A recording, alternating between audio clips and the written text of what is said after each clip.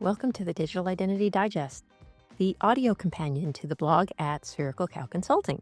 I'm Heather Flanagan, and every week I break down interesting topics in the field of digital identity, from credentials and standards to browser weirdness and policy twists.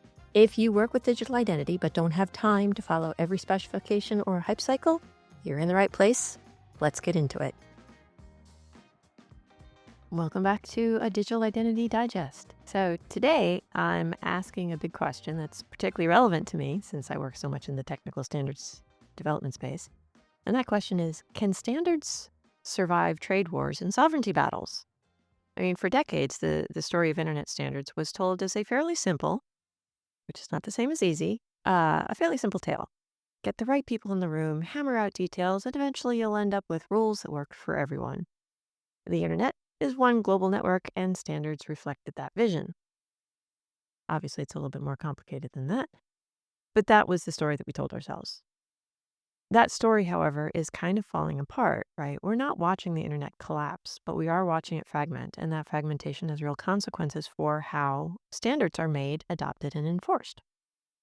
So in this episode, I'm going to talk about why the cost of participating in global standards has gone up, how incentives can still make standards development worth it, what happens when those incentives fall short, and how standards bodies themselves need to adapt if they want to stay relevant. So let's dive in. When the internet first spread globally, it did seem like, well, not exactly one big network because it was a bunch of networks talking to each other, but it was one big concept. Today, it's not quite that anymore. So let's take Europe. The EU has pushed hard on digital sovereignty with rules like the GDPR, the AI Act, and the updated eIDAS regulation. And their emphasis is pretty clear that privacy and sovereignty come first. The US, however, takes a very different tack, leaning heavily on export controls and sanctions. Washington uses access to semiconductors and cloud services as bargaining chips in its current geopolitical playbook. China, that's a whole other case altogether. It's doubling down on building its own technical standards, walling off external influence, and asserting domestic control over traffic and infrastructure. And then there's Africa and Latin America. Both regions are investing heavily in their own data centers and digital identity schemes, partly to reduce dependency on foreign vendors, but also to keep their doors open to global trade and investment. All of this really matters for standards development. When someone brings their own rule book, consensus doesn't come particularly easily, right? Global forums such as ISO or the ITU or the ITF or the W3C, they really risk stalling out. But splintering into incompatible systems is also fairly costly, right? You're looking at supply chains, research collaborations, and global communications that all rely at least on some shared baseline of how they communicate from a technical perspective and how they communicate from a human perspective, right? And there's a tension. How do you keep things interoperable enough without forcing everyone into the same mold or the same pattern? So let's start with looking at what all of this costs, right? For much of the internet's history, I'm going to maintain that the incentives for participating in standards was pretty clear.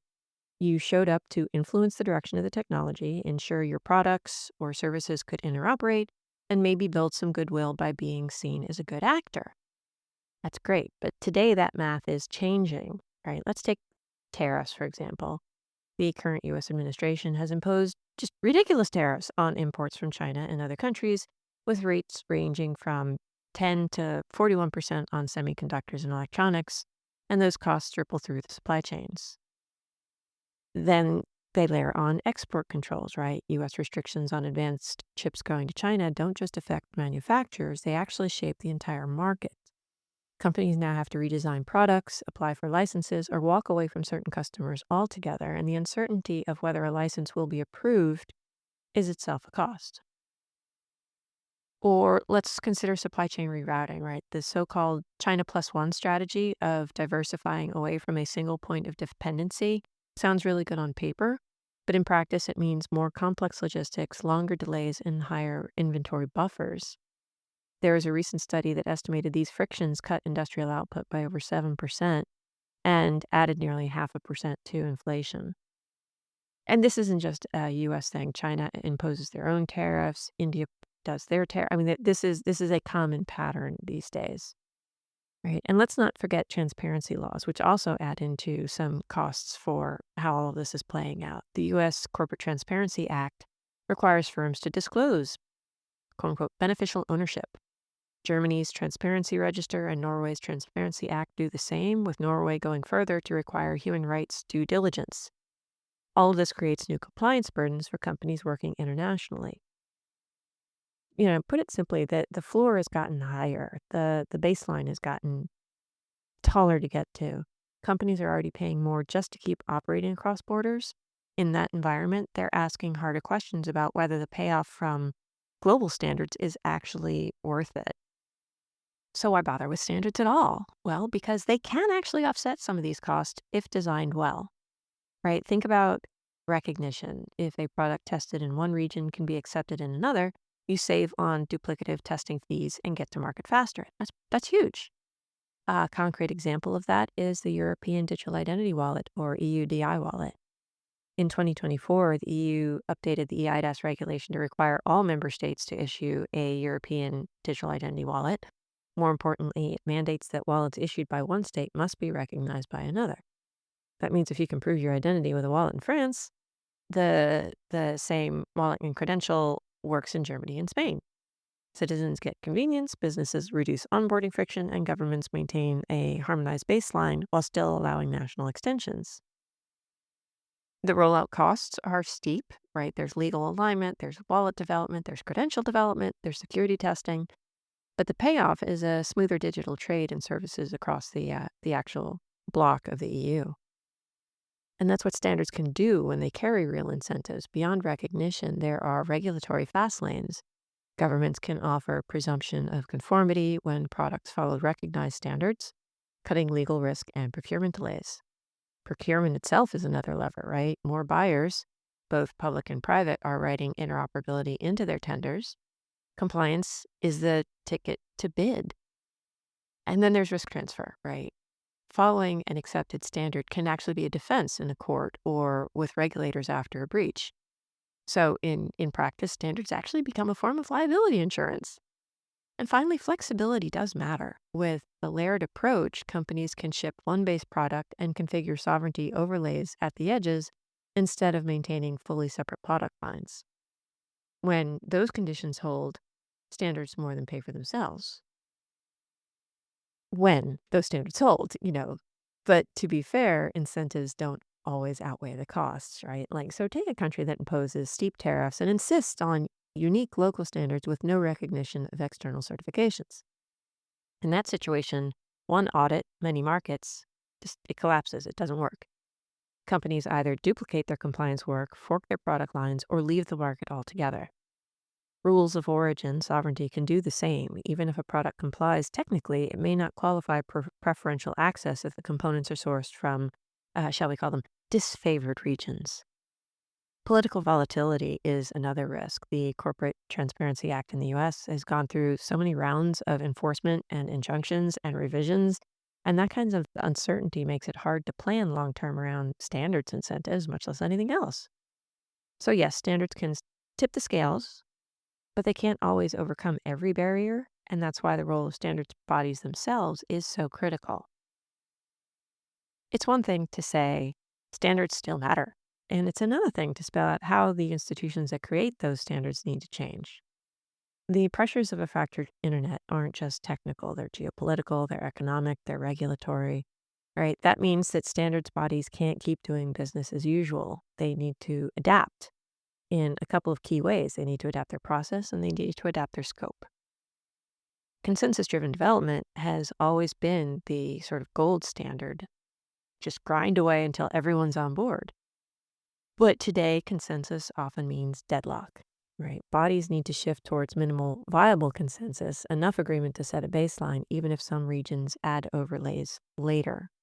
There has been quite a bit of talk recently, probably a lot more than recently, about either nation state actors or companies coming in and weaponizing process to slow things down so that they can do things on their own and not have to worry about the global standards. And that's definitely a source of concern. And it's taking the power of the consensus process and using it against what was intended, right? Speed is actually another issue and related to how long it takes to reach consensus. When trade policies change in months, a 5-year standard cycle is kind of useless. Standards bodies really do need mechanisms for lighter deliverables, maybe profiles, living documents, even though for many reasons I'm not a fan of those, they certainly have a place, and just updates to standards that track with regulatory timelines. And let's not forget participation. Costs to attend international standards meetings are rising, and without intervention, only the wealthiest governments and vendors are going to show up. That's why efforts like the U.S. Enduring Security Framework, which emphasizes funding travel using visa access and rotating meeting locations, is a useful thing if it continues to exist. I mean, if the goal is legitimacy, the door has to be open wider for people to be able to get there. And remote participation is great and is necessary and is important. And I would put that out there as a necessary but not sufficient thing to consider. We are working against several million years of wet wiring in our head where you're going to react differently to someone in a box in front of you versus someone that you've actually eaten with and had coffee with and actually get to communicate with the whole body as opposed to just the, talking head on a screen. It matters to be in a room. So yeah, scope matters too. The instinct to solve every problem universally is actually not really realistic. Standards bodies need to embrace what I would call layering. At the global level, focus on the basics, secure routing, baseline cryptography, credential formats. At the regional level, let overlays handle sovereignty concerns like privacy, lawful access, or labor requirements. This also means expanding the scope beyond just pure technology. Standards need to tie directly to procurement, to liability, to compliance. If they don't lower the costs in those areas, I don't care if you've gotten it published. If no one uses it, doesn't matter. It won't stick. And, the standards development process does need to move a little bit closer to deployment, right? A glossy PDF isn't enough. Something that says, okay, here's the framework. That's great, but companies need reference implementation, test suites, and certification paths that regulators will accept, because without them, the interoperability stays fairly theoretical while the costs pile up. The independent implementations are helpful to prove that a standard could work, but until there's more for other entities to participate and say, okay, can we make this work for us in an easy and repeatable way? Again, that's not sufficient. Okay, wait. So is this a balance is it a process problem or a scope problem? I mean, the answer is both. The process has to get faster and more inclusive, and the scope has to be realistic and economically relevant. You miss one side and the other can't carry the load. We can't fix the process and ignore the scope. We can't fix the scope and ignore the process. So it is tempting to think, and I know people do think this as I've had this conversation before, that if a standard body stalls, that's okay, because the market's just going to route around them. But a fractured internet isn't clean. It's a very messy thing. If standards fail, cross border trade slows as every shipment of hardware or software faces separate testing. Innovation fragments as developers build for narrow markets instead of global ones. And security weakens as incompatible implementations create new cracks for attackers to come into. And perhaps most damaging, the whole trust in the system erodes. Governments stop believing interoperability can respect sovereignty, and companies stop believing that participation is worth the cost. The outcome here is not resilience, it's duplication and it's waste. It's redundant product lines, it's overlapping infrastructures, it's higher prices and poorer services for users. The internet isn't going to disappear, but at the rate we're going, it is going to harden into a collection of barely contained islands that kind of look at each other cross-eyed and would rather not work with each other. And that's why standards bodies can't avoid to drift. The choice isn't between universal consensus and nothing. It's between layered, adaptable standards that keep that baseline floor intact or a slow grind into fragmentation that makes everyone poorer and less secure. So, wrapping up, the incentives versus cost trade off isn't a side note in standards development anymore. It is actually, I think, the core issue. Tariffs, sovereignty, and compliance regimes aren't temporary distractions, they are structural realities. The key question now is when you're looking at a standard, Does this standard make it cheaper, faster, or less risky to operate across borders? If the answer is yes, that standard has a future. If the answer is no, or, oh, we don't have to think about that, or that's not our problem, it risk becomes another PDF that's gathering dust while fragmentation accelerates. With that cheerful thought, thank you for listening. I'd love to hear your thoughts on this. In your market, do the incentives for adopting bridge standards outweigh the rising costs of trade wars and sovereignty battles?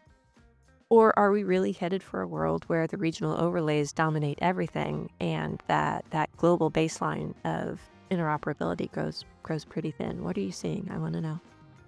Thanks again for your time. Share with everybody, and I look forward to talking to you again on the next episode.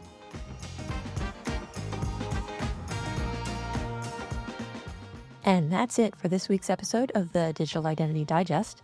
If it helps make things a little clearer, or at least a little more interesting, share it with a friend or colleague and connect with me on LinkedIn at HL Flanagan. And if you enjoyed the show, do be sure to subscribe and leave me a rating and review on Apple Podcasts or wherever you listen to podcasts. You can also find the written full post at sphericalcowconsulting.com. Now stay curious, stay engaged, and let's get these conversations going.